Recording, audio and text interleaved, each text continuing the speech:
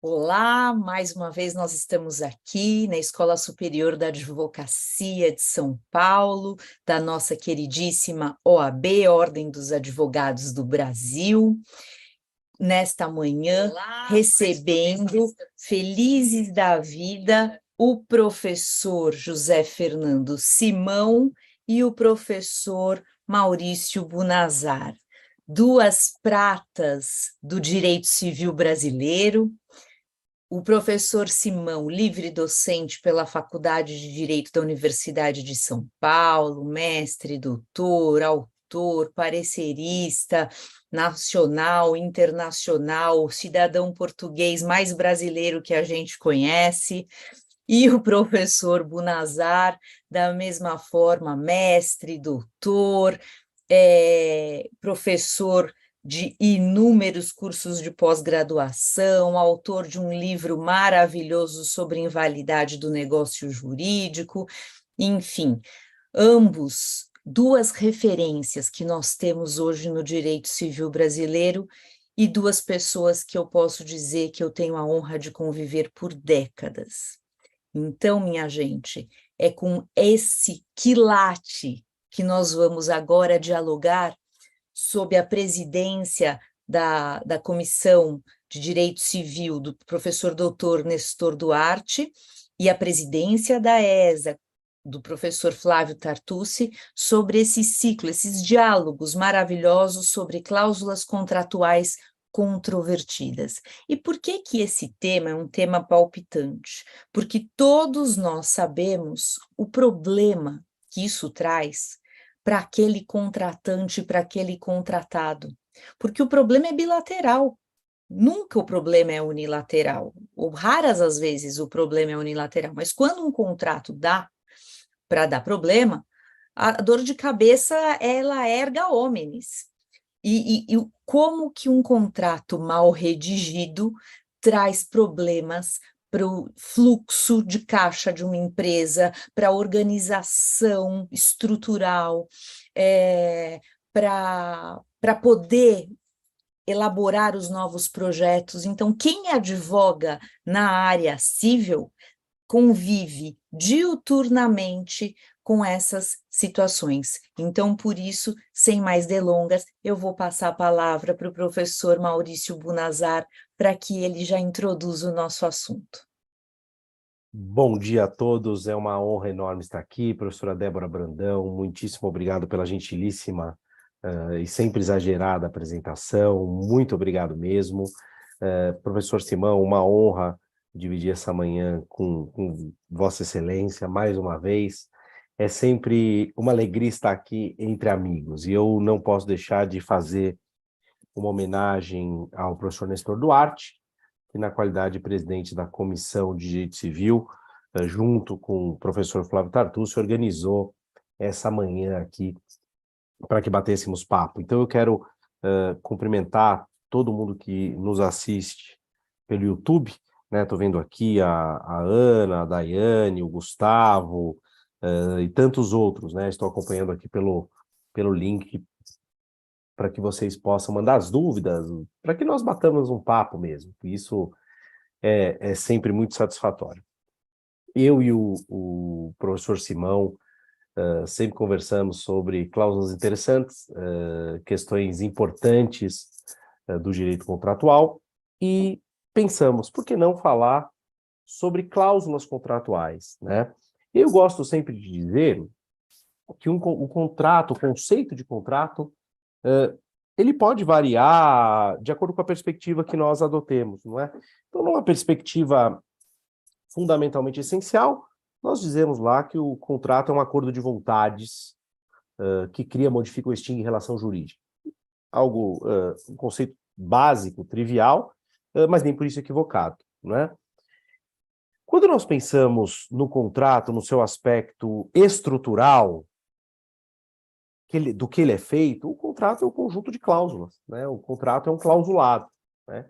Então, eu gosto sempre de dizer para os alunos, alunas, que nós, seres humanos, somos fontes do direito. Em que medida? Na medida em que somos dotados de algo chamado autonomia privada. E aí nós podemos criar normas jurídicas. Quando nós unilateralmente criamos norma jurídica, nós temos um negócio jurídico unilateral. Quando nós bilateralmente ou plurilateralmente criamos regras jurídicas, nós temos o contrato, não é? E o contrato pode ser de vários tipos, contrato de escambo, como dizia o Túlio Ascarelli, em que ele é sempre bilateral, né? Um contrato de locação, um contrato de compra e venda, ainda que tenha diversas partes, ele é sempre bilateral. Ou um contrato, por exemplo, constitutivo de uma sociedade. E aí ele pode ser plurilateral, porque nós temos vários polos de interesse. Mas agora um ponto relevante.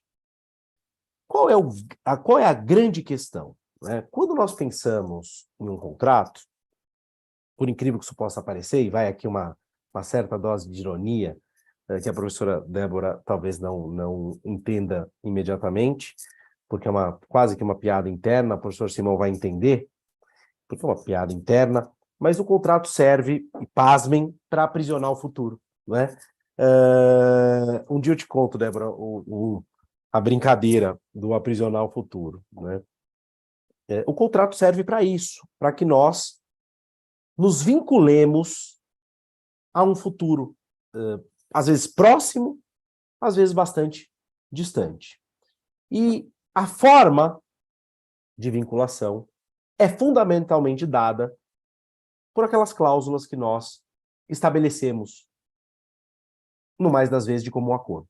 E aí a importância da clareza contratual se faz imediata, certo? Então nós vemos que a maioria dos conflitos em contratos um pouquinho mais complexos, a maioria se concentra na interpretação das cláusulas contratuais. Daí a importância da clareza redacional. O professor Simão e eu temos um curso em que nós falamos como redigir cláusulas contratuais, escolhemos algumas cláusulas e falamos. É um curso que os alunos gostam muito e é um curso que, a mim, pelo menos, parece realmente útil. Né? E uma das coisas que eu digo é, quem tem o hábito de trabalhar com contrato, trabalha diuturnamente com contrato, não pode querer escrever peças de português elegante. Eu explico por quê.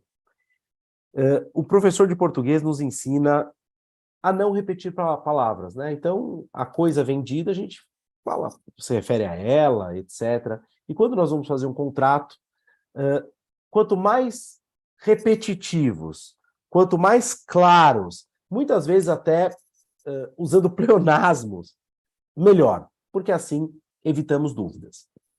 Quando nós pensamos em contratos, existem uma infinidade de cláusulas, né? Uma infinidade de cláusulas. Mas há um conjunto específico que é muito importante, que são aquelas cláusulas que trazem sanções para o descumprimento. Não é?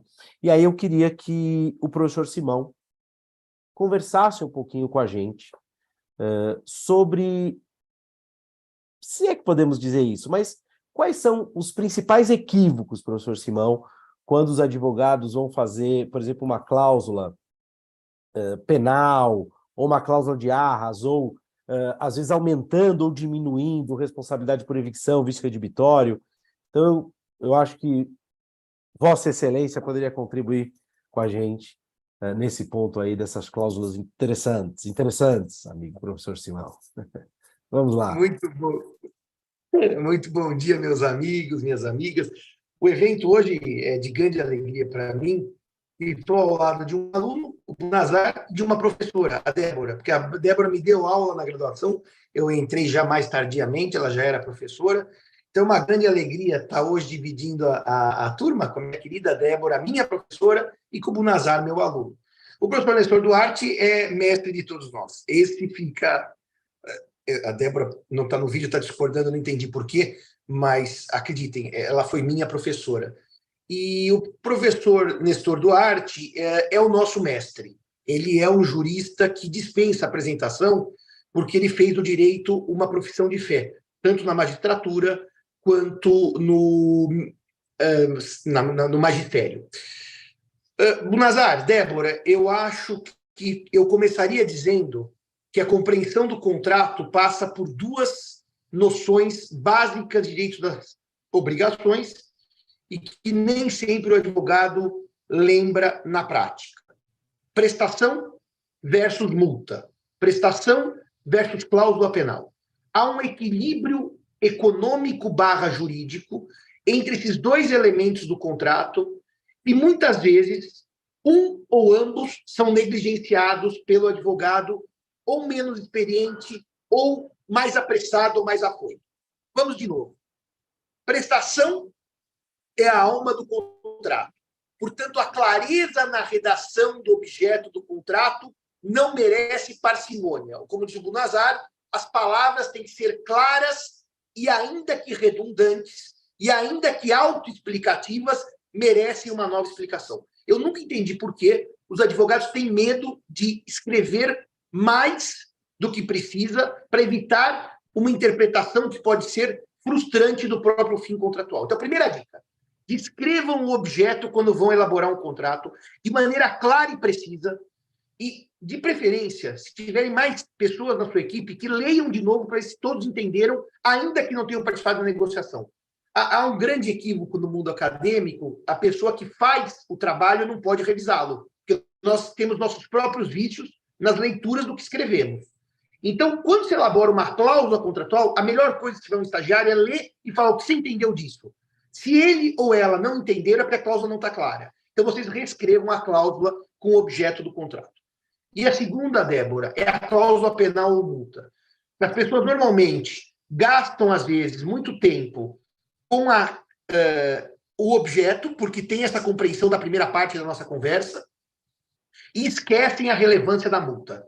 A multa e a prestação têm uma relação simbiótica. Eu vou usar multa como cláusula penal, depois nós podemos abrir um pouquinho para multa combinatória, a famosa astrante, e cláusula penal, para a gente também ver esse diálogo. Mas eu vou usar multa no termo leigo para ficar mais fácil a compreensão, sem juridiquês. Mas eu digo sempre, a multa é altamente negociável juntamente com a prestação. É curioso que normalmente as pessoas acham que uma boa prestação estabelecida, a multa põe qualquer coisa, porque o cliente vai cumprir, vírgula, mesmo.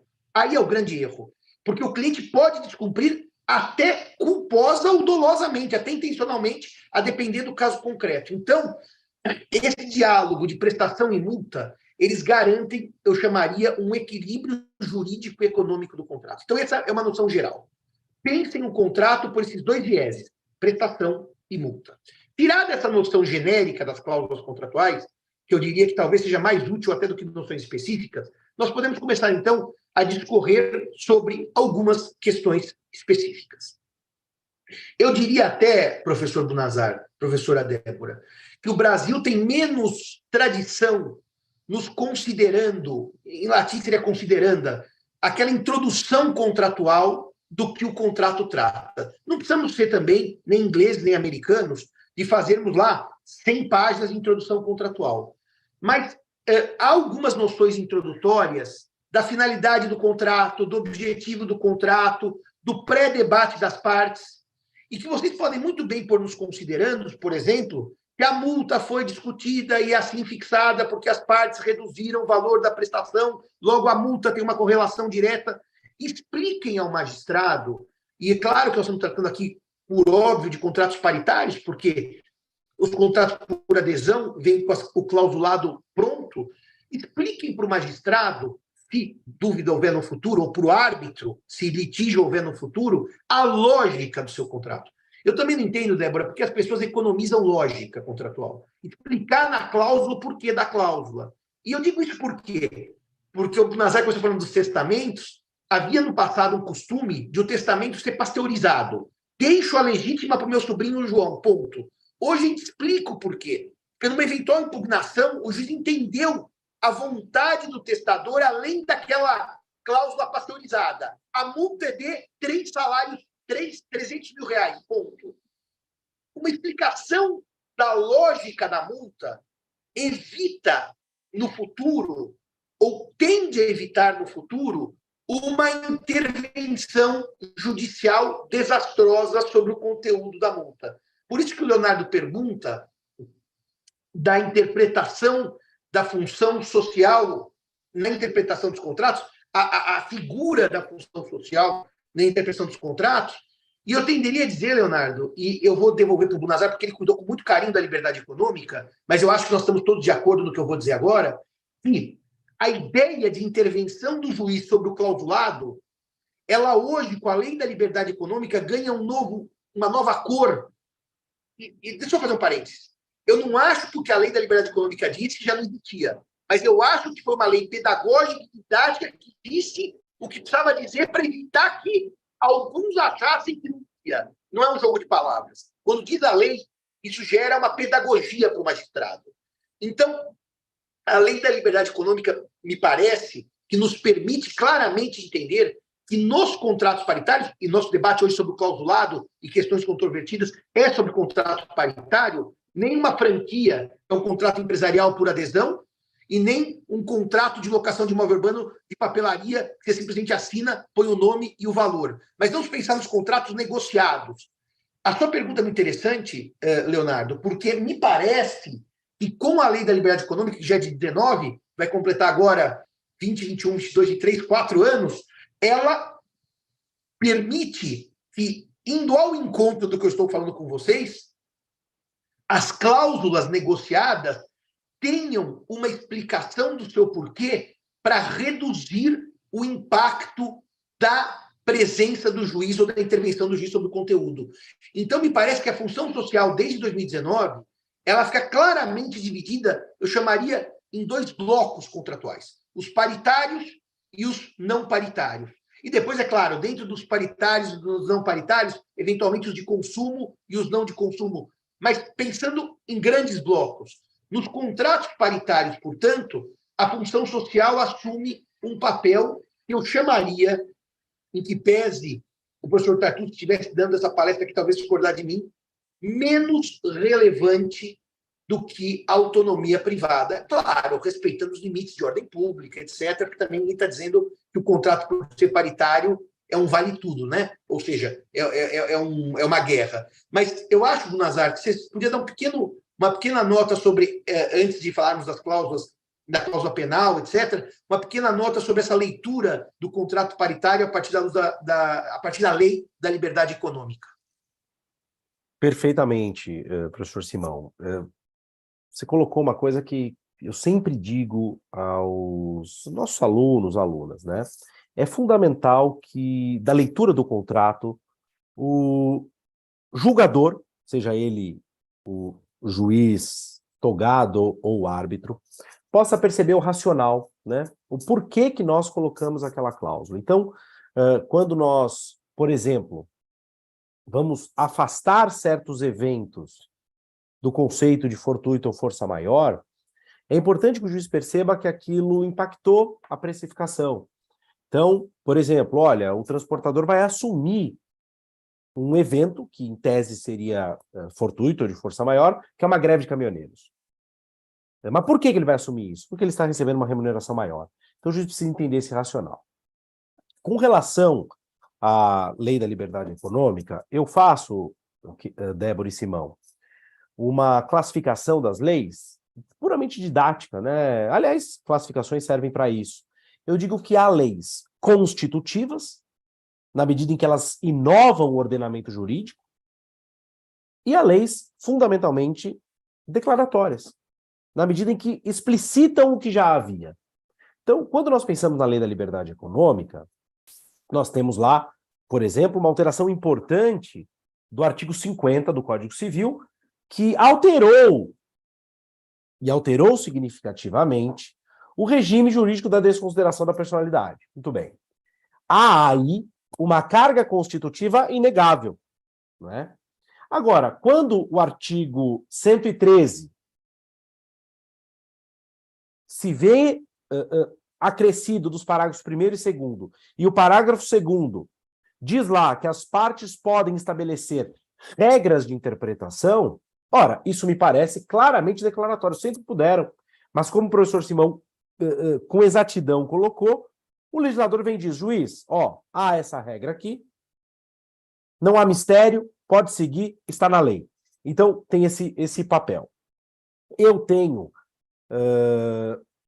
plena consciência da importância dos princípios para qualquer ordenamento jurídico. Mas, como advogado, eu tenho receios de cláusulas abertas, de regras fundamentalmente abertas, que permitem uma maior margem de... Desculpem, eu vou reformular. Permitem não. Põe o juiz numa situação de maior discricionalidade. Não é o juiz que quer, não é? Ele está ali numa maior situação. E a função social acaba, muitas vezes, permitindo isso. Isso significa que há uma crítica à função social? De maneira nenhuma, né? Um princípio absolutamente importante. E aqui, Simão, o Tartucci concorda conosco de que a autonomia privada tem primazia com relação à função social. Tanto é que quando o relator da conversão da medida provisória em lei da liberdade econômica, Jerônimo Gergen, me deu o prazer de ajudar na elaboração da lei, eu falei com você, falei com o Tartucci, um dos artigos que nós adequamos, e aí o mérito, é importante que digamos isso publicamente, em homenagem aos nossos velhos mestres, né? Não é meu, não é do Tartucci, não é do Simão, o mérito é do professor Vilaça e do professor Antônio Junqueira de Azevedo. Nós fizemos aquilo que esses antigos mestres, repito, o professor Junqueira, de saudosa memória, o professor Vilaça, se Deus quiser permanecerá conosco por muitos e muitos anos, eles diziam, olha, o artigo 421 do Código, ele é equivocado. Por quê? O que dizia o artigo 421 que trata da função social?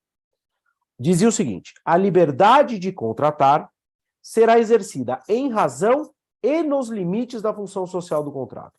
Ora, a liberdade de contratar, a doutrina já consagrou, é a liberdade de escolher entre contratar ou não, com quem contratar, quando contratar. Esta liberdade de contratar, ela assenta fundamentalmente na autonomia privada.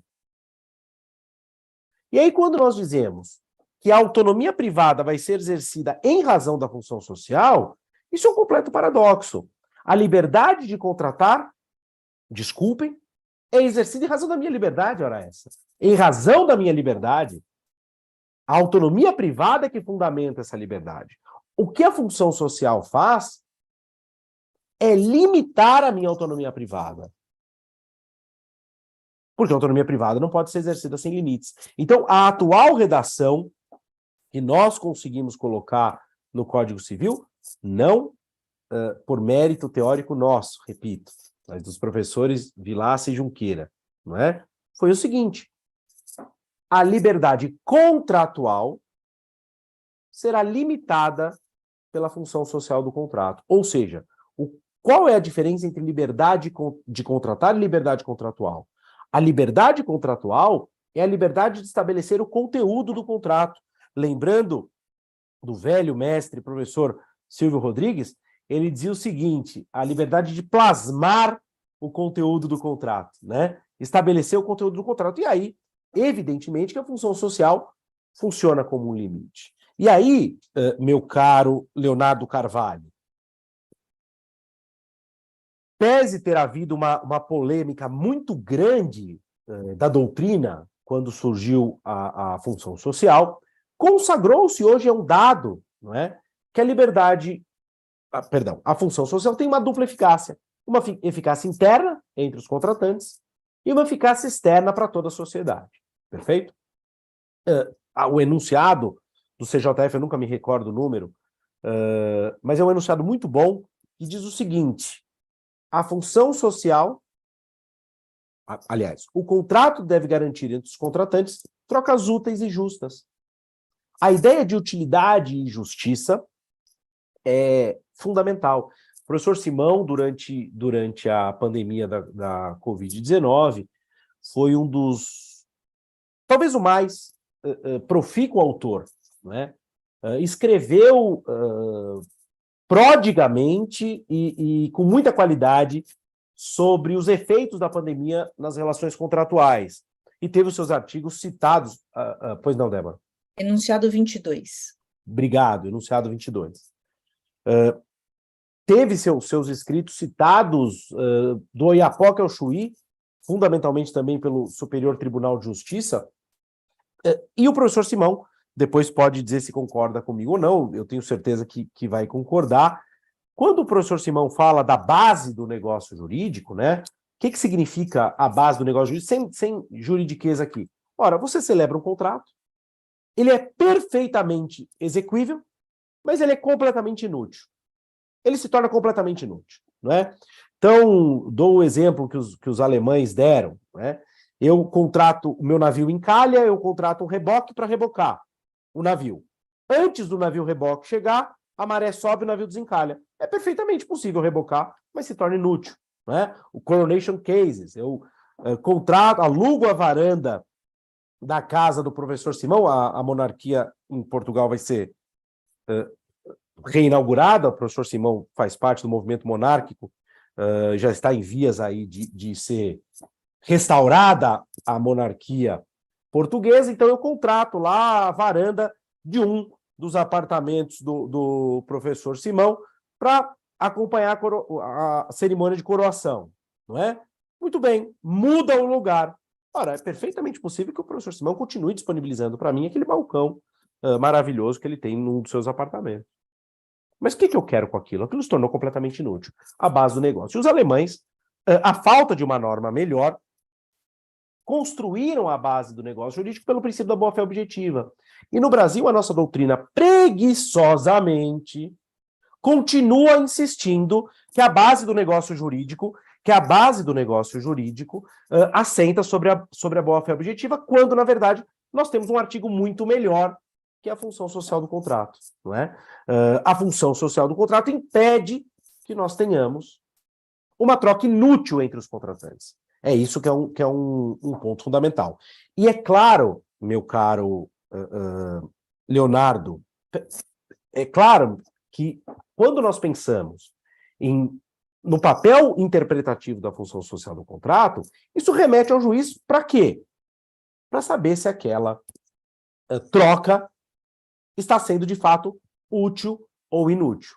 E isso dá margem a intervenções judiciais no contrato que muitas vezes não eram previstas pelas partes. E aí nós temos um problema interessante e uma pretensa solução trazida pela Lei da Liberdade Econômica, que foi justamente colocar um parágrafo único dizendo: vigorará no Brasil o princípio da intervenção mínima nos contratos. Então eu acho que é isso, né, Simão? Você concorda que a função social fundamenta melhor a base do negócio do que a boa-fé objetiva? Eu concordo e acho que, Bunazar, nós temos aqui uma questão muito interessante para os advogados e advogadas, que diz respeito à elaboração de cláusulas contratuais pós-pandêmicas, vírgula, baseadas na Lei da Liberdade Econômica, vírgula, e definam ou disciplinem 2 ou 3 aspectos que merecem nota num curso de cláusulas contratuais controvertidas. Era muito pouco comum, a não ser em grandes contratos, cláusulas de assunção de responsabilidade por força maior ou caso fortuito. O Código sempre admitiu. E quando digo Código, é o atual e o de 16, que houvesse, sim, acordo de vontade de assunção de responsabilidade pelas partes, e aqui eu não vou chamar de credor ou devedor, porque pode ser um contrato bilateral, em que o crédito e o débito são recíprocos, e, portanto, somos simultaneamente credores e devedores, de responsabilidades pelo fortuito e pela força maior, e da sua dosagem.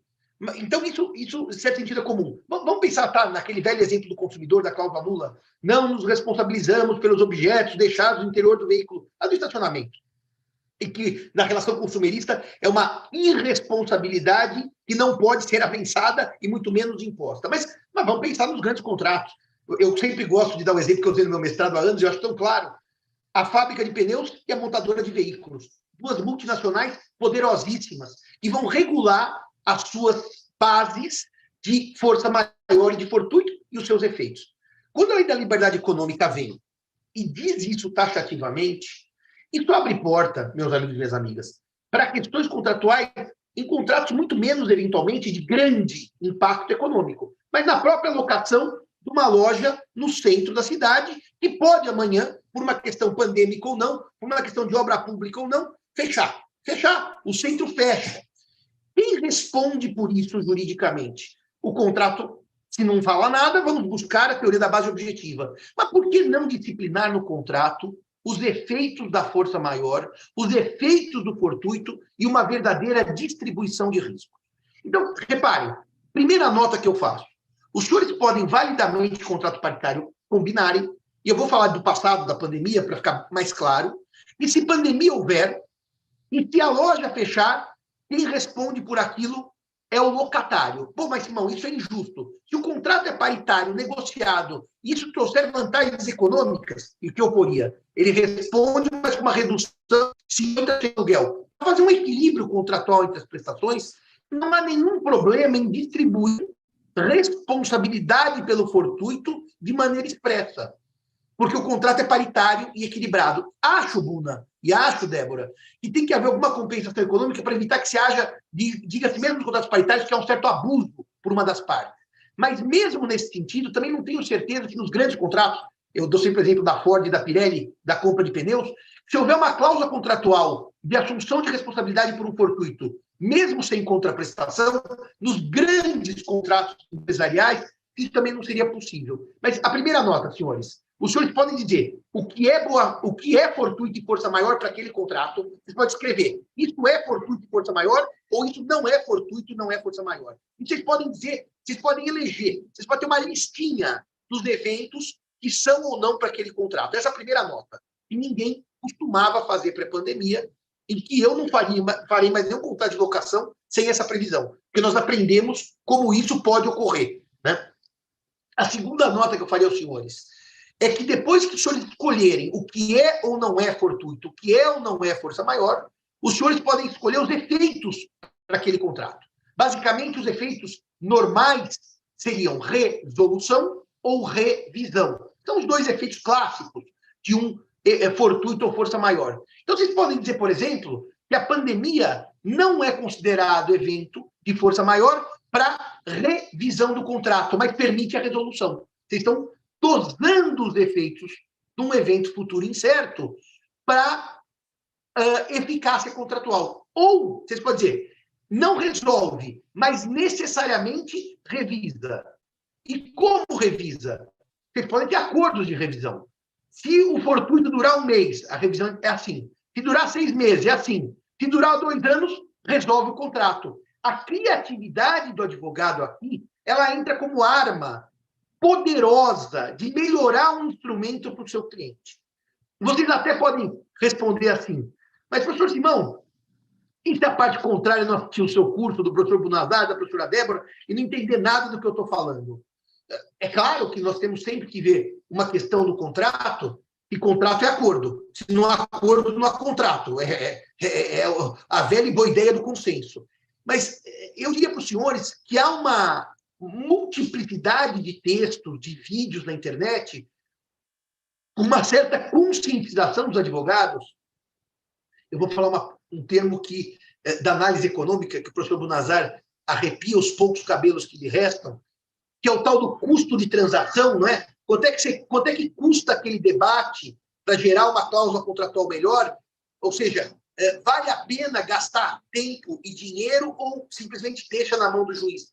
O problema é que se a gente não tentar mudar esses contratos, e nesse momento pós-pandêmico é um bom momento, que as pessoas estão assustadas ainda, a gente não consegue mudar também essa mentalidade do advogado que vinha numa situação pré-pandêmica e desconhecia o conteúdo da liberdade econômica. Eu vou fazer uma nota esperançosa, que é a seguinte.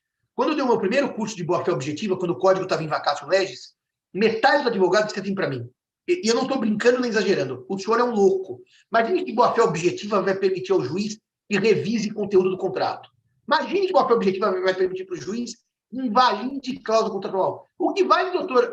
Mas para mim falaram muitas vezes. É pacta subservanda.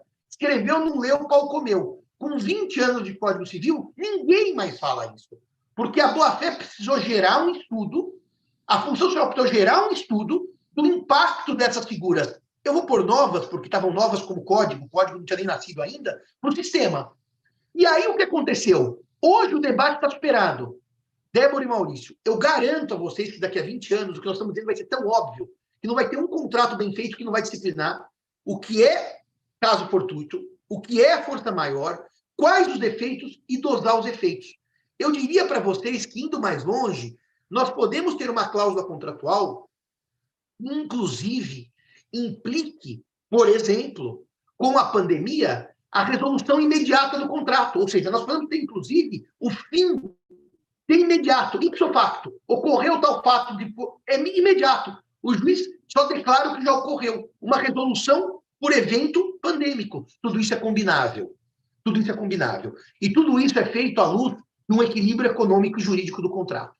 Há, senhores e senhoras, cada vez mais uma má vontade do judiciário com contratos que são ótimos para uma parte e péssimos para outra, mesmo os grandes contratos. Há uma sensação de abusividade, ainda que eu acho que nos grandes contratos a intervenção devia tender a zero. Aliás, quando digo grandes contratos, são aqueles contratos, normalmente, empresariais, paritários, e que os grandes escritórios negociam, às vezes, por meses, trocam minutas por meses. E depois o juiz diz assim, a cláusula penal é abusiva porque fere a função social, ponto, sem maiores explicações. Isso, aliás, desculpem, não são os juízes togados, como os árbitros no procedimento arbitral. Me parece que, para esses grandes contratos, principalmente os grandes contratos empresariais paritários com grande assessoria jurídica, o Nazar e Débora, nós deveríamos voltar a uma ideia quase de autonomia da vontade do século XIX. Pode quase tudo, ou seja, o que não pode é aquele mínimo do plano da validade mesmo, que é objeto ilícito, parte incapaz, aquelas coisas todas. Eu tendo a dizer que isso é um ganho de eficiência para o sistema jurídico, porque permite melhor trocas econômicas para os grandes. Assim como eu sou a favor de completa intervenção num contrato de consumo em que eu tenho um hipossuficiente e um segurador, por exemplo. Nazar e Débora, outro dia, no evento do nosso querido IBD Conte, aliás, quem não é do IBD Conte, vamos fazer o nosso merchan, somos todos aqui do IBD Conte, se inscrevam, que o nosso instituto é o instituto do presente e do futuro, tem outros que são do passado, estão sumindo, estão sendo fagocitados pelo presente. O nosso é o futuro. A professora Débora, por exemplo, sabe disso, porque ela é uma das pensadoras do contrato no momento, e ninguém pensa contrato como IBD Conte, não como eu, como instituto. Mas, professora Débora, sabe que discutíamos no evento de seguros? Os maiores deles são uma bomba inicial na sua exposição. É a história do seguro de vida, em que o segurador faz seguro para uma criança de 17 anos, que a chance de morrer é zero, e renova por 100 anos. Quando a criança completa 90, agora já não é mais uma criança, ele rompe o contrato, dizendo, não, agora não tenho mais interesse em renovar. E o judiciário diz, renovou por 10 anos, é obrigado, renovação compulsória. E o segurador, o advogado segurador, dizia assim, não, porque veja bem, o que tem que se entender é o objetivo do seguro de vida. Nós não precisamos renovar seguro de um velho, porque o seguro de vida é para cuidar dos filhos do segurado enquanto menores ou incapazes. Com 90 anos, os filhos não precisam mais de seguro de vida. Bom, então, deveria ter uma regra no contrato de seguro de vida. Se você tem filhos que já são maiores e capazes, nós não fazemos seu seguro. Simplesmente assim, nós não fazemos, porque você não tem o objetivo do contrato. Agora, é interessante, ninguém avisa para mim que o objetivo do seguro de vida é cuidar de filho incapaz ou menor, tá bom, Débora? Na hora que eu vou precisar do seguro, eles cortam dizendo, o senhor não entendeu o contrato, viu, doutor Simão? O senhor está 100 anos comigo, agora no ano do seu centenário nós vamos cortar e os seus beneficiários se ferrem porque já são maiores e capazes. Eu acho que isso, desculpe, eu vou lhe dar a palavra, Débora, é chicana com a doutrina, é chicana com a parte contrária, tipo, como diriam os portugueses, vai morrer longe. Quer dizer, é uma brincadeira alguém defender um ponto de vista ridículo desse. Ô, Simão, eu acho que você foi perfeito na sua colocação. Eu só queria fazer uma observação, porque quando a gente tem, de fato, grandes empresas, é perfeito. O grande problema é que o Brasil é composto pelas pequenas e médias empresas familiares. E daí, eu não sei se é uma percepção minha dos meus clientes, mas eles... E daí vem o custo da transação que você foi cirúrgico. Porque o que acontece na pequena empresa e até na média, quando eles não têm uma visão empresarial moderna, contemporânea, de ponta? Eles não colocam um jurídico especializado para cuidar da sua questão contratual. E daí, esses contratos são elaborados pelos contadores, que, com todo o respeito do mundo, eles são muito bem formados para cuidar da parte contábil, não para cuidar de questões contratuais. E aí, o dano está feito, o estrago está colocado. Esse é um ponto que nós, advogados, precisamos exaustivamente cuidar, não só em termos de educação, a ordem, com campanhas, etc. Sabe, lembra aquela coisa que a gente tinha quando a gente estava na faculdade, consulte sempre um advogado? A gente precisaria fazer uma parceria com as questões aquelas associações comerciais para começar a conscientizar o empresariado da importância de um bom contrato. Eles não entendem, eles acham que qualquer contador tem habilidade para a elaboração de um contrato. Esse é um ponto. Segundo ponto é a questão de nós trabalharmos também à exaustão a presença do advogado nas negociações. Porque, normalmente, o que acontece? Eles ficam com a área comercial, com a pessoa ali que vai cuidar dessa contratação, o do lado de lá, o do lado de cá, negociam. Depois que eles fecham os termos deles, eles chegam e falam, ó, o contrato vai ser assim, vai ser assado, mas existem uma série de minúcias que foram discutidas naquela relação e que para aquela pessoa que não é da área jurídica, aquilo não tem a menor relevância. Só que juridicamente, se aquilo estivesse nos considerando, se aquilo tivesse explicitado como você magistralmente colocou, teria trazido muito menos intervenção na hora que esse contrato fosse judicializado. Antes de devolver a palavra ao professor Bunazar, eu queria dar um exemplo de um contrato que ele acaba, infelizmente, por uma tradição das empresas pequenas brasileiras, na mão dos contadores. Não é crítica ao contador. O contador faz contabilidade e o advogado faz contrato. Então, aliás, eu não vivo sem contador. Eu tenho uma relação com os nossos contadores, né, Buna? Absolutamente próximas, porque eles impactam a nossa vida, mas eu não peço para eles fazerem contrato. Ontem, Débora, eu fiz uma reunião com um possível cliente sobre o contrato de sociedade, e esse normalmente não passa pela mão do advogado. O contador faz tudo. O contador cria empresa, o contador cria as cláusulas, só que o que o contador esqueceu nesse caso concreto é que 2 irmãos, cada um com 50%. Começa o litígio. Como é que eu resolvo isso com essa paridade total de armas? Um irmão abandona a empresa, o outro fica. E o contrato não tem nenhuma cláusula minimamente criativa de se houver divergência, como é que se resolve. Ou seja, nós vamos para o judiciário num jogo de solução hiper controversa, porque é hiper ruim o termo do contrato. Então, assim, eu digo para os senhores e senhoras, o bom contrato salva o cliente. O mau contrato ou leva o cliente à danação, ou leva o cliente a gastar muito mais do que precisaria se tivesse um bom contrato.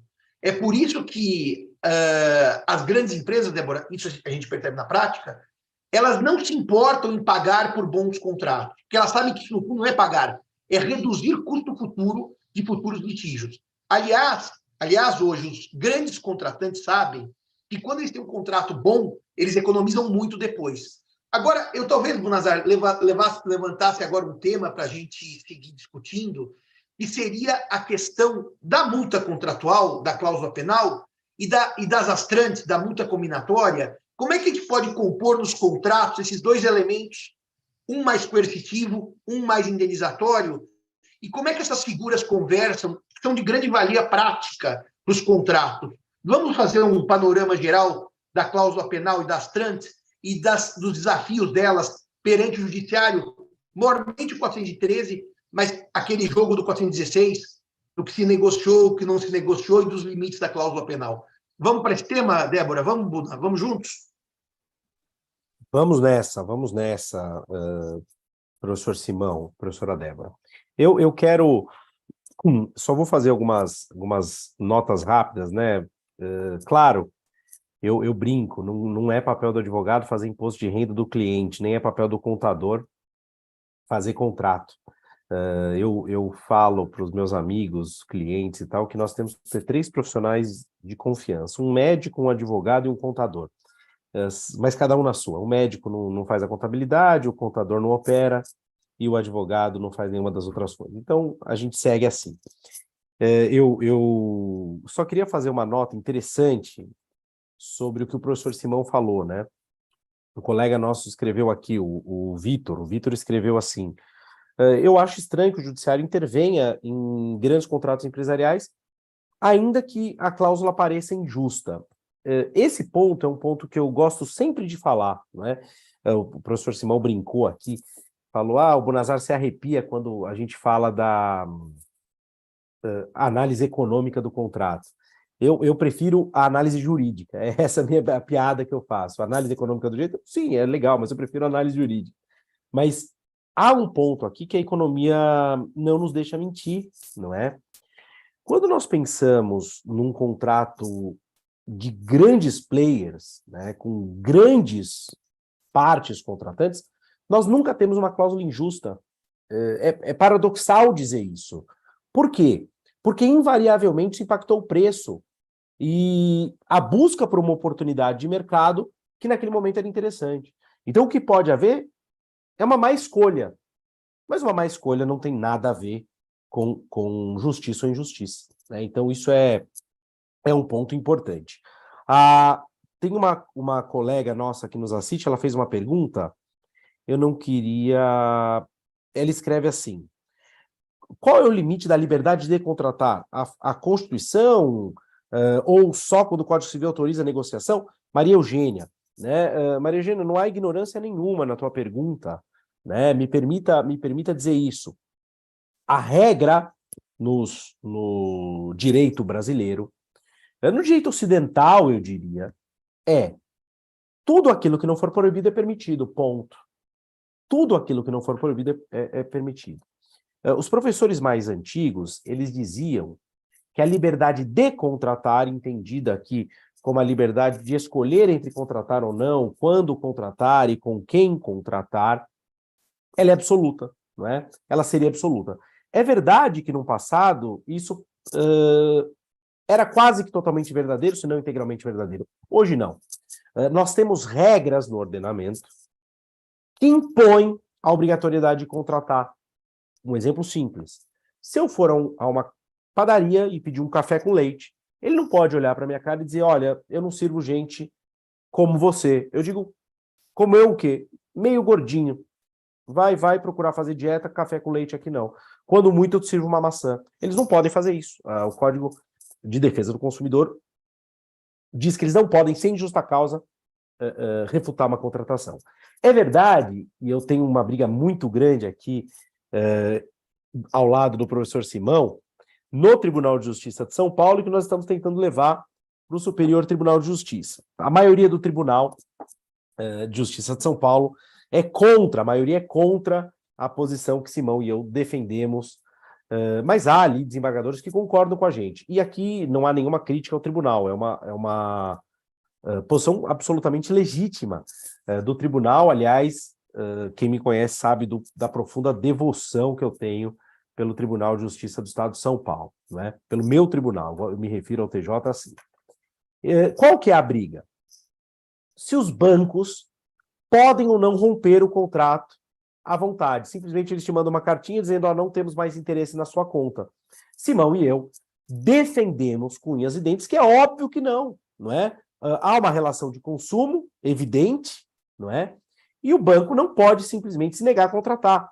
Até porque, verdade seja dita, nós temos meia dúzia de bancos. Se o Brasil não tem um monopólio, ele tem quase que um oligopólio, de modo que levar a sério esse entendimento majoritário do Tribunal de Justiça do Estado de São Paulo levaria ao absurdo de imaginar que meia dúzia de bancos podem se reunir e excluir alguém do sistema financeiro nacional, o que seria paradoxal. Então, Maria Eugênia, para te responder, não é só a Constituição, não é só a lei, mas é sempre uma lei. Só a lei é que pode estabelecer limites a essa liberdade, tá bem? E agora eu volto à carga com aquilo que o professor Simão fala. Então vamos relacionar aí a cláusula penal com a multa combinatória chamada astrantez, né, professor Simão? Olha só, quando nós falamos de cláusula penal, há uma celeuma na doutrina, hoje, muito bem aparada por excelentes doutrinadores. Cito aqui o professor Otávio Luiz Rodrigues, cito aqui também o trabalho de um mestrando do professor Simão, Tomás, que escreveu um trabalho importante sobre cláusula penal, de modo que nós chegamos a um consenso na doutrina de que a cláusula penal serve para prefixar as perdas e danos, né? Então vamos deixar de lado a ideia de punição, vamos deixar de lado ideias ecléticas e vamos nos concentrar nessa que é a função por excelência da cláusula penal, prefixação das perdas e danos. Então eu digo, olha, se houver o descumprimento do contrato aqui, nós estabelecemos que haverá esse montante. Qual é a grande vantagem da cláusula penal para o credor? Dado o inadimplemento, e sendo esse inadimplemento imputável ao devedor, entre aspas, por culpa do devedor, né? Por que eu coloco, só para explicar isso, entre aspas, a culpa do devedor? Por uma razão simples. Às vezes ele pode não ter culpa e pode ter que responder. Por exemplo, como disse o professor Simão, ele assumiu um caso fortuito, uma força maior. E aquele evento aconteceu, ponto. Né? Então, acontecendo aquele evento que eu posso atribuir ao devedor, eu tenho direito ao recebimento da cláusula penal, do valor estabelecido na cláusula penal, ipso facto, sem ter de demonstrar prejuízo. Então, eu demonstrei lá, a cláusula penal é no valor de 1 milhão. Eu demonstrei que houve inadimplemento. Ele tem que me pagar 1 milhão. Ah, Bunazar, mas você não teve o prejuízo de 1 milhão. Eu não discuto isso. Eu não discuto isso. Agora, existe um outro lado da moeda. Qual que é o outro lado da moeda? Atenção, pessoal. Por favor, prestem muita atenção aqui. O instituto se chama cláusula penal. Se é uma cláusula, ela é fruto de um negócio jurídico bilateral. As partes colocaram ali, perfeito? Por que eu digo isso? Porque a cláusula penal, em regra, vale dizer, salvo disposição em sentido contrário, ela tem dupla função. Ela tem a função natural de prefixar as perdas e danos, mas ela tem a função de limitar o quantum indenizatório.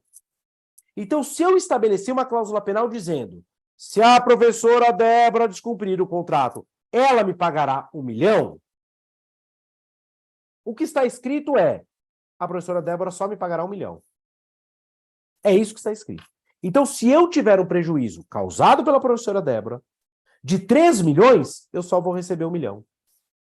Este é um ponto fundamental e que precisa ficar bem compreendido. Bunazar, mas eu posso fazer algo em relação a isso? Pode. O artigo 416 vai dizer, se eu não estabelecer o direito à cobrança de uma indenização suplementar, a cláusula penal limita a indenização. Mas, obviamente, que eu posso estabelecer. Então, qual que é a redação mais interessante para um credor? Diz, olha, no caso de inadimplemento, será devido o valor de tanto. Reservado ao credor o direito de buscar uma indenização suplementar por prejuízos que tenha sofrido. Ponto. Aí eu tenho que provar aquele prejuízo excedente. E a cláusula penal vai valer como mínimo. Qual que é o ponto que eu gostaria de falar da chamada multa combinatória? Esse ponto é um ponto que me parece muito interessante. A multa combinatória, ela tem uma natureza fundamentalmente processual. Não digo se a natureza é processual, mas a origem histórica dela é processual. E aí discute-se se as partes poderiam colocar no contrato uma multa combinatória. Eu não tenho dúvida que sim. Eu não tenho a menor dúvida que sim. Até porque o Código de Processo Civil, lá no artigo 190, permite que as partes, façam o chamado negócio jurídico processual. Qual que é o problema desse negócio jurídico processual específico? Ele depende da concordância do juiz. Então, o que eu recomendo, e o que nós fazemos nos contratos que celebramos, nós colocamos lá, olha, por exemplo, demora na entrega de certa... temos um cliente, por exemplo, que é uma indústria eólica, né?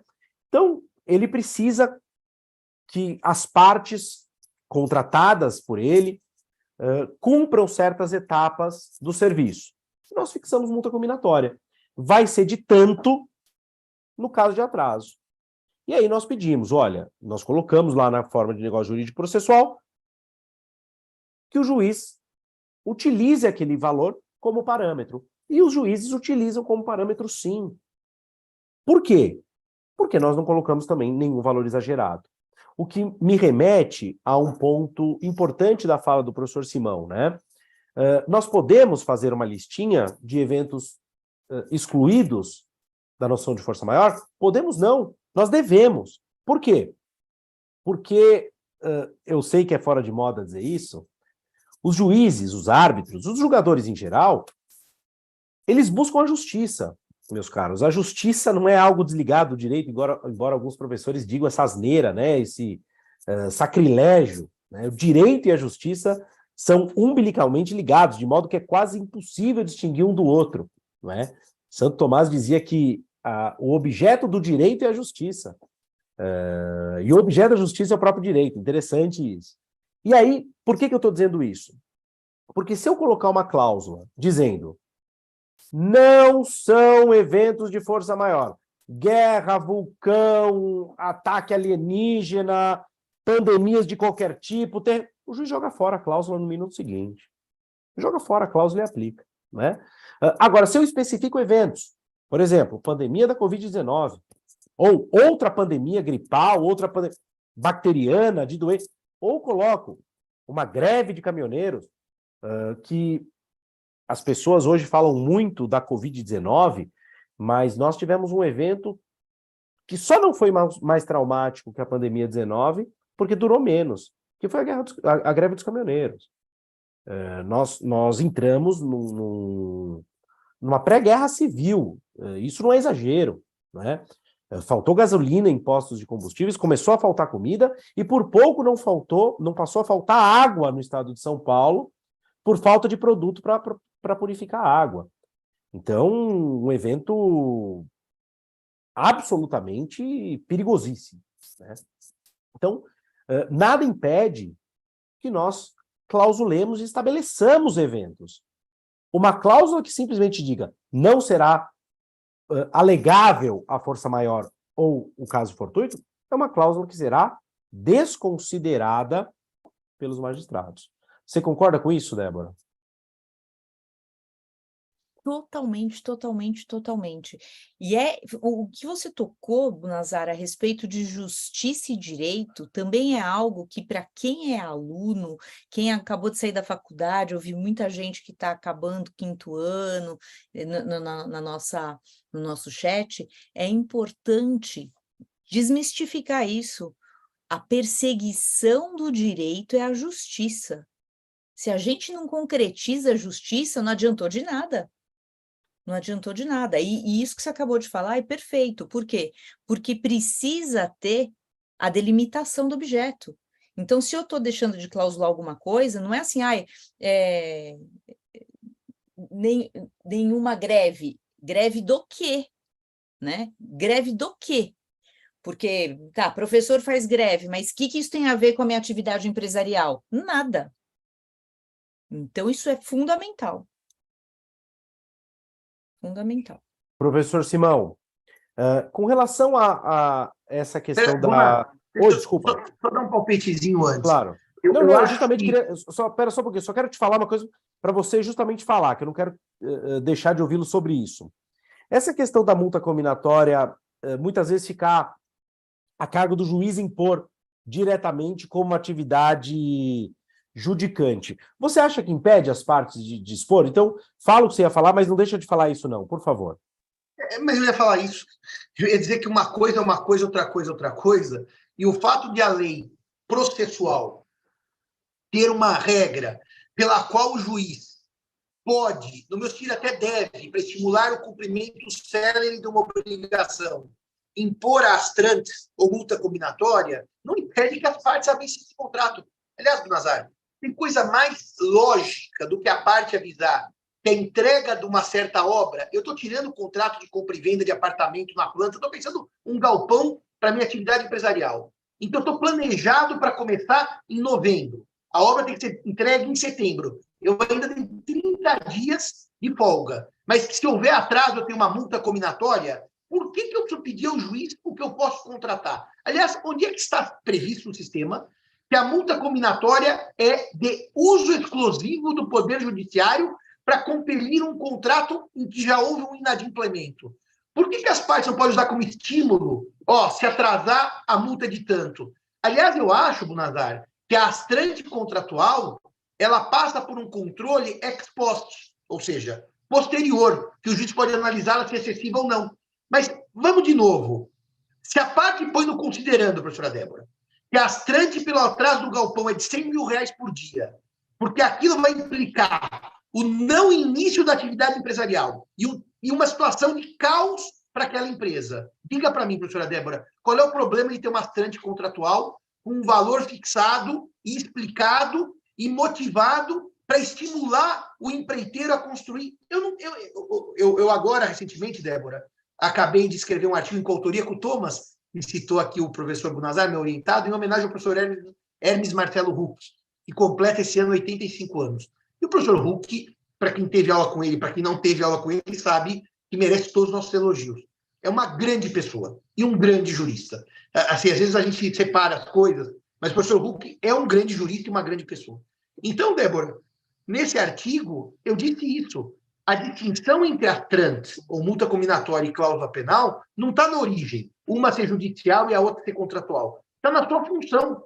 Quando ela não tem por intuito a reparação do dano, mas ela substitui o que eu brinco, que no direito romano era a velha chibata, né? Você podia pegar o devedor, dar uma chicotada para ele fazer algo mais rápido. E hoje nós temos o provérbio, claro, nemo potest cogi ad factum, é a dor no bolso. Por que eu pus 100 mil por dia, professor Simão? Porque eu tenho um parecer que eu já dei, de uma construtora, professora Débora, estava construindo um galpão de 100 mil metros quadrados. Sabe qual que é o valor mensal de aluguel a ser recebido por esse galpão? 30 milhões de reais. Então, um mês de atraso da empreiteira são 30 milhões a menos para minha cliente receber. Por que ela não pode pôr uma multa de 100 mil por dia? Para exatamente evitar uma multa não indenizatória, coercitiva. Onde se esbarra? Ou seja, onde é que está escrito no sistema jurídico que a multa coercitiva é de titularidade exclusiva do juiz? Diria eu mais. Ela não é e nunca foi. Porque há muito tempo a gente já põe em contrato, por atraso de obra, multa de 1% sobre o valor pago. Então, quer dizer, até na tradição jurídica brasileira e lusitana, a multa por atraso, que é astrante, que é combinatória, e não é indenizatória, está no campo da autonomia privada. E, Bunazar, vamos mais longe. Vamos mais longe. Se eu posso contratar contratos atípicos, ou seja, se eu posso abandonar o tipo contratual e criar um novo tipo, e depois posso transformar num tipo, ou ficar só interpar, como a franquia. A franquia está no Brasil sem tipicidade legal, mas tem uma tipicidade social. Qual é o problema de eu criar uma multa combinatória assim? Esse debate eu não alcanço, Bruna. Eu não alcanço porque eu não vejo onde é que está escrito que eu não posso fazer. E se não está escrito, eu posso. Porque não fere ordem pública, não fere bons costumes, não fere nada. E, aliás, seria muito interessante, né, Bunazar, eu poder ter uma multa contratual no valor da obrigação principal, como permite o 412, cláusula penal. Então, contrato de 100 milhões, professora Débora. A multa pode ser de 100 milhões e eu não posso combinar uma astrante de 100 mil reais por dia. É assim, é uma coisa que não conversa com o sistema posto, tá certo? Então, eu estou de acordo não só com a possibilidade contratual de astrante, como eu ia fazer uma nota posterior, de aconselhar existir astrante. Explico por quê. Professora Débora, se eu tiver uma multa combinatória por atraso, na pior das hipóteses, o juiz pode diminuí-la ou aumentá-la, dependendo do caso correto. Mas se as partes combinaram, já um reforço para o decisor de que aquilo estava no combinado e ninguém está sendo surpreendido com pedido de multa. Aquilo já era a regra do jogo. Então, eu não vejo para os advogados como perder com essa previsão contratual.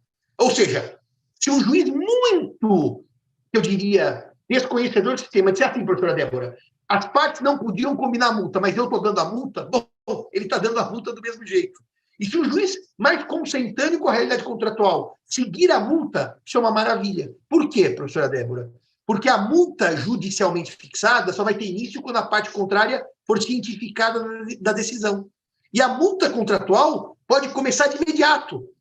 Eu até recomendo que as partes ponham no contrato uma notificação, pode ser por WhatsApp, por e-mail, por carta, por pombo voador, dizendo, ó, começou a multa, para dar segurança jurídica. Mas ela pode sequer precisar disso. Basta dizer, você tinha que ter entregue a obra no dia 30 de março, não entregou, começa as trâmites. Eu só estou dizendo isso, professora Débora, porque me parece que não há justificativa teórica para dizer que a trâmite é um monopólio judicial. Acho que estamos de acordo, professora Débora?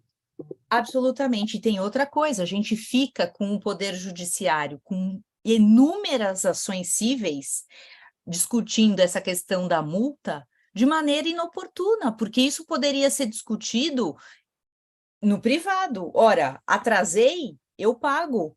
Ah, não, eu quero uma sentença para me resguardar. Por que se eu já tenho um contrato? O contrato não fez lei entre as partes?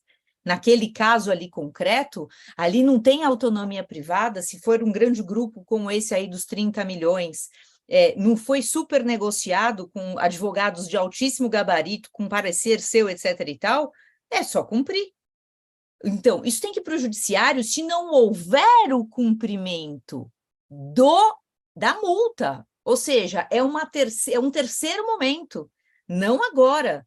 Não agora. Agora a gente ainda está no âmbito de cumprimento do contrato, porque até quando se descumpre o contrato e há previsão para multa no descumprimento, é cumprimento contratual.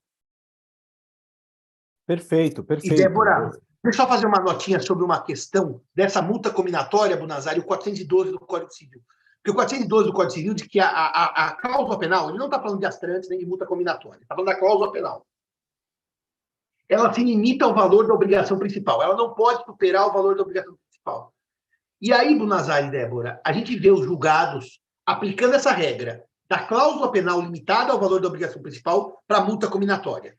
Então, vamos dar o exemplo de uma liminar concedendo exigindo da parte contrária a realização de um fazer e ela se quer inerte. E aquela liminar se protrai no tempo por descumprimento, ela é confirmada por sentença e confirmada por acordo. Problema, professora Débora, são, às vezes, 2, 3 anos de multa combinatória. E quando isso chega, vamos chamar transita em julgado, se eu somar o valor desde a concessão e a intimação da parte a cumprir a prestação de fazer, aquela multa combinatória está gigantesca e muito maior que a obrigação principal. Mas note por que está. Porque o réu, remitente, descumpriu uma ordem judicial. Ele jogou um jogo de desobedecer o que o juiz faça. E que o juiz confirmou em sentença e o tribunal confirmou em acordo. Se quiserem, o STJ confirmou no recurso especial. Pronto. Aí, eles não vão pagar essa trânsito, que hoje está uma fortuna, porque, sei lá, o apartamento relacionado à multa das trânsito era de 200 mil, as trânsito está em 500 mil. Eu quero pagar o valor da obrigação principal. E o tribunal, e os tribunais, têm limitado, aplicado por analogia, um artigo de cláusula penal para as trânsito. Ou seja, um artigo para uma multa, eu vou usar o termo multa só para ficar mais claro, indenizatória, aplicado por analogia a uma multa coercitiva. Por que essas decisões me chocam? Por 10 razões, mas eu vou dar 2. Uma é que eu estou dizendo para o judiciário, você judiciário, eu judiciário, para mim judiciário, quer dizer, eu estou conversando comigo mesmo, tá? Você judiciário pode ter uma ordem descumprida, que no final a multa é no máximo de tanto, então vale a pena descumprir a ordem que você judiciário deu para a parte. E 2, se eu conheço a razão de ser do 412, eu jamais poderia aplicar as trâmites por questão de função distinta do Instituto. Então, o que me causa muita dor no coração é ver como o próprio judiciário desvaloriza uma multa e ele impôs as partes. E passa uma mensagem social que vale a pena de cumprir as trâmites. Você entra num jogo limitado, quando ele deveria ser limitado para fortalecer a própria decisão judicial. Acho que estamos de acordo nisso, né, Bunazar? Completamente de acordo. Eu vou falar uma coisa que os nossos colegas advogados não gostam muito, né? E eu, pensando como advogado, digo, pô, não seria tão conveniente. Mas, pensando como alguém que quer que os contratos sejam cumpridos, parece fazer sentido. O que acontece? Estou falando exclusivamente da multa combinatória fixada pelo juiz, né? Como o professor Simão muito bem colocou, a multa combinatória tem por causa eficiente o descumprimento de uma decisão judicial. Então, é uma multa por descumprimento de decisão judicial. E eu acho um completo absurdo, os colegas advogados não se aborreçam com o que eu vou dizer, tá? Mas eu acho um completo disparate que essa multa fique para parte. Um completo disparate. Essa multa deveria ir para o Estado. Devia mais, devia ir ser glosada na verba do Tribunal de Justiça, ou do STJ, ou do... Por quê? Por uma razão óbvia. Por uma razão óbvia. Não faz sentido que fique para parte se é um problema de violação de um comando estatal, ponto. Por que os juízes diminuem a multa combinatória? Porque eles ficam aflitos por julgar que que o descumprimento da decisão deles está enriquecendo a outra parte. Isso é psicologia de boteco, mas é absolutamente verdadeiro, né? Então, nós teríamos um cumprimento muito mais efetivo de decisões judiciais, muito mais efetivos de decisões judiciais, por exemplo, contra planos de saúde, se essa multa não fosse para parte. Eu queria ver se o juiz ia fixar em R$5.000 a multa pelo descumprimento de liminar de uma negativa de fazer uma cirurgia, não é? Professor Simão, imagina, religar as pessoas que foram desligadas arbitrariamente de um plano. Então, fala assim, olha, vai ser R$100.000 por dia. Isso vai para o tribunal, eles vão cumprir na hora, né? Então, eu tenho essa crítica a essa sistemática do Código de Processo Civil que atribui ao advogado, à parte, consequentemente, ao advogado, o lucro pelo descumprimento de uma decisão judicial. Eu acho que realmente não faz sentido. Mas eu queria, professor Simão, professora Débora, para caminharmos para o final, fazer uma provocação, voltando um pouquinho para a Lei da Liberdade Econômica, para o parágrafo 2º do 113, que diz o seguinte: as partes poderão livremente estabelecer critérios de interpretação e integração do contrato diversos dos previstos em lei. Eu suprimi preenchimento de lacuna porque aqui foi um equívoco do legislador, né? Integrar ou preencher lacunas são a mesma coisa, né? Significam a mesma coisa. Então, diz o nosso legislador que nós podemos livremente estabelecer esses critérios. E aqui há um problema fundamentalmente de interpretação, né? Eu sei que está fora de moda, professor Simão. O professor Simão vai gostar do que eu vou dizer agora, eu já sei. Hoje, um jovenzinho, ele vai ter aula de hermenêutica com o professor. E aí o professor dá aula de Heidegger, Kierkegaard, primeiro e segundo, e aí segue-se uma série de filósofos e nós esquecemos aquelas regras básicas de interpretação. Wittgenstein passa a ser mais importante que o Carlos Maximiliano, né? E eu não, eu sou bem velho com relação a essas coisas, embora goste do Wittgenstein, goste de teorias sou um apaixonado pelo Umberto Eco, que foi não só um romancista, mas catedrático de semiótica, né? Eu acho que a interpretação do direito ela é uma interpretação dirigida, né? Uma coisa é interpretar um quadro, uma peça de museu, outra é interpretar uma lei. E aqui vem uma velharia, mas muito útil, que é a chamada interpretação restritiva. Quando que nós fazemos uma interpretação restritiva? Quando o legislador disse mais do que deveria dizer, né? O que abunda neste parágrafo 2º? O livremente, né? Porque não é verdade que eu posso estabelecer livremente. E digo por que não? Porque o Código Civil tem um artigo-chave que é justamente o caput do 113. O professor Miguel Reale, que chamou de artigo-chave do Código Civil. E eu não preciso dizer para vocês, é a boa-fé objetiva. A boa-fé objetiva desempenha uma série de funções no sistema, entre elas a interpretativa, né? A boa-fé objetiva cria deveres para as partes. Então, quando nós falamos de integração do contrato, preenchimento de vazios, nós temos dois critérios, guardem bem isso, quem estiver assistindo aí, né? Nós temos dois critérios importantíssimos de preenchimento de vazios de vontade contratual. O primeiro e mais importante deles, de todos, são as leis dispositivas. Onde as partes nada disseram, às vezes vem o legislador e diz: o professor Simão vai gostar do exemplo. Eu vendo para o professor Simão um bezerro. Eu vendo um bezerro. Só que o professor Simão e eu não combinamos qual bezerro. É a obrigação de dar coisa incerta. E também não combinamos quem escolhe qual bezerro vai ser dado. Ora, o Código Civil vem e diz: se as partes não dispuserem em sentido contrário, o devedor do bezerro, o Bonazar, é que escolhe qual bezerro vai entregar para o Simão. E aí coloca lá um critériozinho para que eu escolha. Nem o melhor bezerro, eu não sou obrigado a entregar o melhor, mas não posso entregar o bezerro podre para o professor Simão. Então, as leis dispositivas são o mecanismo mais importante de integração contratual. Mas quando falham, a boa-fé objetiva surge, criando os chamados deveres anexos, não é? E imaginar que eu possa contratualmente afastar a boa-fé objetiva é imaginar que eu possa, por ato de autonomia privada, afastar uma norma de ordem pública. A boa-fé objetiva, isso hoje é consagrado, é norma de ordem pública. Então, eu não posso afastar, por exemplo, eu não posso clausular da seguinte forma: as partes de comum acordo dizem, não queremos deveres anexos aqui. Juiz, não invente dever anexo.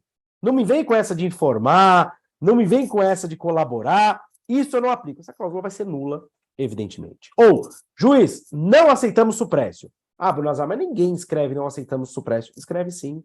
O que as partes escrevem? Podem olhar os contratos aí.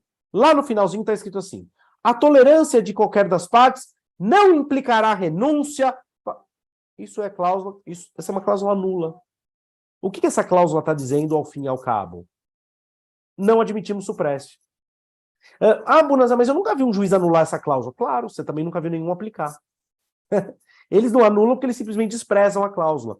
Então, o que nós, enquanto advogados, mais do que podemos, devemos fazer? Nós podemos densificar essas cláusulas. Então, o que eu tenho feito nos contratos que eu elaboro? Eu tenho dito, olha, para que fique caracterizada a renúncia, e ainda coloco entre parênteses, suprécio, que é para não ter dúvida, né? É necessário que o comportamento se repita por tantas vezes, ou por tanto tempo. Antes disso, não poderá ser caracterizada suprécio. Se nós colocamos algo desse tipo, o juiz tem um critério para determinação, e ele sabe que, se eu disse, olha, professor Simão, se eu tolerar que você atrase o aluguel por 6 meses consecutivos, isso não significará que você vai poder pagar a partir de agora todo dia 10 e não dia 5. Agora, se você fizer isso por 7 meses, significa que nós, de comum acordo, mudamos a data do contrato. Perfeito. Por que o juiz é obrigado a seguir essa cláusula e ele vai querer seguir essa cláusula? Porque, em havendo uma disposição desse tipo, eu não crio na contraparte justa expectativa. Todo problema assenta na criação de justa expectativa. E se nós, de comum acordo, estabelecemos o que é e o que não é uma, entre aspas, renúncia, o juiz não terá, penso, nenhuma dificuldade em fazer valer essa disposição contratual. O que vocês acham, meus amigos? Olha, professora Débora, eu vou fazer o seguinte, eu vou pedir a Vossa Excelência a licença de responder antes, não por ser deselegante com Vossa Excelência, que merecia responder solitariamente, porque sabe muito mais que eu, foi minha professora, e eu sou seu aluno. Então, eu peço desculpas essa minha resposta peremptória, mas eu diria, Bonazar, que a ideia da cláusula, que não implica renúncia, não implica nada, revocatória da boa-fé, ela é uma cláusula que, hoje em dia, só vai para o contrato como se colar, colou. Acho que ninguém leva essa cláusula a sério, honestamente falando. Sabe aquelas cláusulas que são ridiculamente ridículas e que as pessoas sabem que aquilo não vale nada e que depois, na hora que o advogado invoca, que ele tem até vergonha de invocar numa briga, ele sabe que aquilo não vale nada. Ou seja, se a boa-fé e a função social forem revogáveis por disposição de vontade, é assim, do contrato que se rege pela má-fé dos contratantes ou pela ausência de boa-fé objetiva, vamos chamar da ausência de correteza, como diria Miguel Reale, da ausência de probidade, assim, é o fim do sistema do direito. Então, eu diria para você que, na real, essas cláusulas que eu chamo de, que você chamou de estilo de padronizadas, são cláusulas que elas tendem, num sistema atual, a serem cláusulas decorativas. Você fala assim, vou pôr essa cláusula aqui, que já está no contrato há tantos anos, né? E ela fica. Mas que a eficácia prática delas é nula. Aliás, Nazar, é interessante como os advogados antigos não implica inovação. Ninguém está discutindo se é inovação ou não é inovação. É cláusula contrária à boa-fé, ou seja, a figura podia pôr também, não implica arras, não implica enfiteuse, não implica uso sucessão capião testamentária. Oi?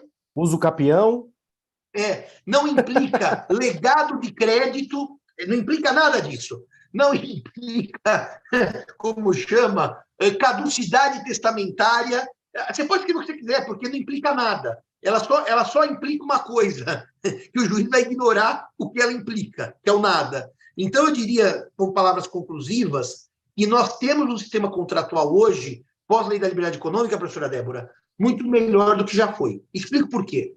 Os excessos de autonomia privada também eram perniciosos ao sistema, cláusulas abusivas, etc. Mas o excesso de intervenção contratual, esse é tão ruim quanto o outro. Então, não é qual mal é pior ou qual mal é menos pior. Os dois males são identicamente nefastos. Eu acho que a liberdade econômica hoje trouxe o pêndulo para o lugar certo. É verdade que a pandemia gerou o que eu chamaria de impacto retardado desta lei. E retardado porque foi retardado por um tempo que não permitia pensar em liberdade econômica com o caos contratual gerado. Então, o impacto demorou mais, né? Retardou-se no tempo. Mas, hoje, professora Débora, 2023, já percebemos que a lei da liberdade econômica está pondo o pêndulo no eixo, em médio virtus, no meio a virtude. Nem tanto ao mar, uma autonomia da vontade perniciosa, nem tanto ao céu, uma intervenção contratual judicial perniciosa. Acho que estamos caminhando bem.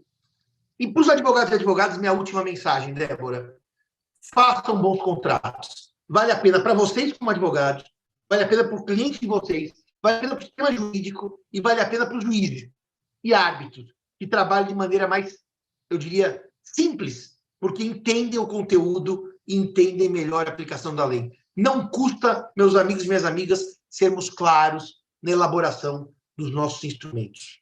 Muito obrigado, professora Débora, e devolvo a palavra a Vossa Excelência, minha. Mas olha só, professor Simão, o senhor foi cirúrgico, porque tirou da minha boca, eu ia falar exatamente isso, que a virtude está no meio. Os pontos radicais sempre são muito perigosos e nós precisamos trazer o bom senso, inclusive, para a aplicação do direito também, e o diálogo contínuo. E na esteira do que o professor estava falando, seria importante também nós deixarmos como um conselho mesmo para os nossos colegas: invistam em bons contratos e invistam em boa redação jurídica, observância da língua portuguesa, observância do bom português, observando o que o professor Bunazar falou.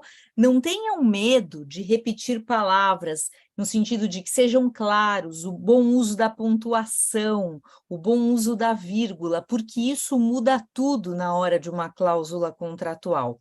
Agora, professor Simão, se me permite, eu imagino que colegas colocam essas cláusulas, que não servem absolutamente para nada, para mostrar ao cliente: olha como eu sou durão, não admito nada. Tem esse efeito psicológico também, o que é um lamento, porque quantas vezes nós não vimos pessoas que vêm nos procurar querendo um perfil combativo, não um perfil combativo do melhor direito, mas um perfil combativo que se traduz no melhor brigão, a briga pela briga, e não a discussão do melhor direito. Então, isso é algo que a gente precisa passar adiante, isso precisa ir adiante, nós precisamos... Olha, uma das nossas grandes lutas é justamente de educação da nossa população, do nosso cliente, para entender que nós estamos em 2023, como o professor Simão falou, e o direito mudou. E nós precisamos de uma adequação, de diálogo, de boas técnicas, de civilidade, de urbanidade. Professor Bunazar? Professora Débora, concordo, não poderia deixar de concordar, evidentemente. E quero agradecer mais uma vez ao professor Nestor pelo honroso convite de estar aqui nessa manhã com você, com o Simão e com todos os nossos telespectadores, né?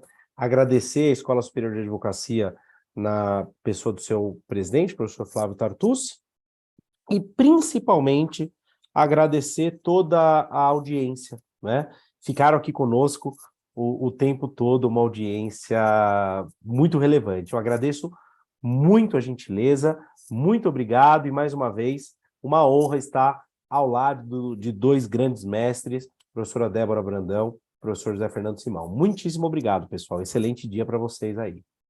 Então, nós encerramos o nosso diálogo dessa manhã, falando sobre cláusulas contratuais controversas, com o professor José Fernando Simão, com o professor Maurício Bunazar, e em nome da Escola Superior da Advocacia da OAB São Paulo, cumprimento a todos os que estiveram conosco, audiência qualificada, audiência fiel, estiveram realmente aqui presentes, a gente veio acompanhando no YouTube o tempo todo.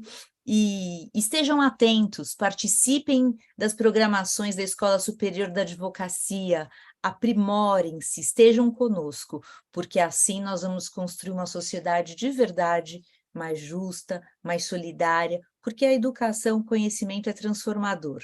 Então, colegas, até a próxima, muito obrigada.